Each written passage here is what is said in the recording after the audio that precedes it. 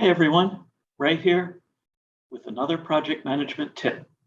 Today, we're going to look at an introduction to project payments. Now, time is literally money. The money we have now is worth more than the same amount we may receive in the future. This also means that money received sooner is more valuable than money received later. The rationale behind this is that we can invest money in either projects or financial accounts and receive a return. Rather than put all your eggs in one basket, you will invest in a variety of projects or investment vehicles to protect the value of your cash. Now, while bank accounts in our current economy are paying less than 1% here in the US, investments in stocks and bonds are still paying anywhere from 2 to 10% and higher. Project returns from successful products may also be higher. The time value of money creates a natural tension in the economy. Your investments can increase in value, and on the other hand, inflation in the long term can reduce buying power. So it may be beneficial to spend some of the cash now, or at least more evenly over time.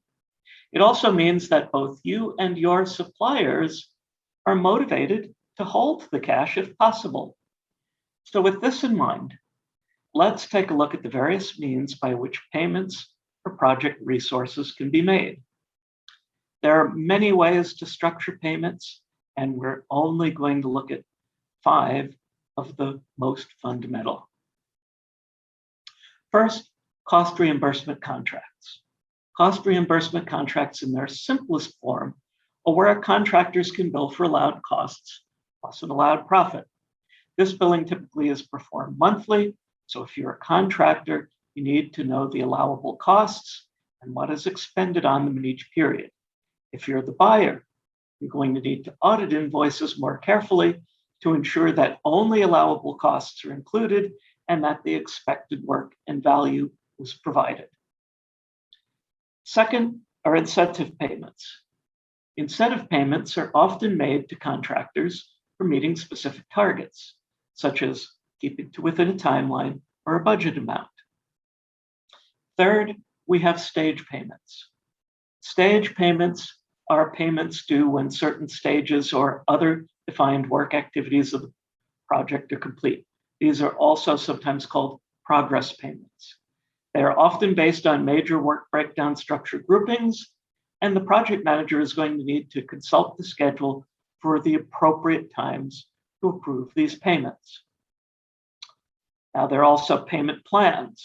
This is the fourth method. Many projects work on some form of payment plan that includes a down payment and some form of additional progress stage or monthly payments until a certain percentage of the estimated project has been billed. Progress payments are typically based on milestones, so you need to consult again the project schedule and have a good one to approve these payments. Once the final project is delivered and accepted, any remaining payments are made and received. And finally, payment in advance. While payment in advance is less common, there are some suppliers that may require being paid in advance. Some larger payments may front load the cash used in the first month. The contractor requires full payment at the start of the project. Others may happen as needed, for example, when materials are purchased. Now, the contractors and suppliers may include a variety of invoice payment terms in their invoices to you, and as the project manager, you may need to find out what these are up front for the purpose of planning payments. Now we're going to talk about 4 of the most common here. The first, of course, is immediate payment. With immediate payment required, also known as cash on delivery or due on receipt, you will need to plan the payment for the month in which the invoice was received. Second is net X. Some invoices may have the language net X included, where X is typically 7, 10, 30, or 60 days.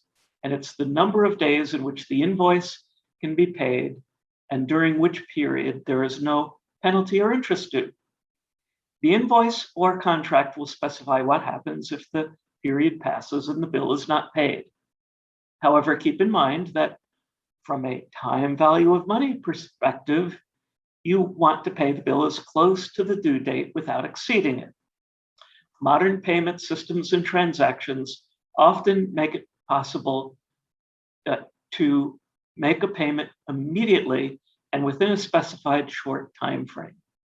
For example, most bill paying systems will withdraw the money in your account and post the payment overnight for those participating in their system, and make the payment within 5 to 7 business days for those who are not participating in the electronic exchange of payments. The third is X/Y net Z. So this is another form that you may encounter where X is the percentage discount that may be taken if the invoice is paid within Y days and overall the payment is due in Z days. So as an example, a 2/10 net 30 invoice means I can take a 2% discount if I pay the invoice within 10 days and overall the payment is due in 30 days. So here, some may be incentivized to make the payment sooner to lower the cost and the need for cash. And then the fourth is a line of credit. Some invoices may be set up to be paid from a line of credit. In this case, cash is saved until the line of credit requires a payment, which is usually monthly or quarterly as specified by the terms of the line of credit.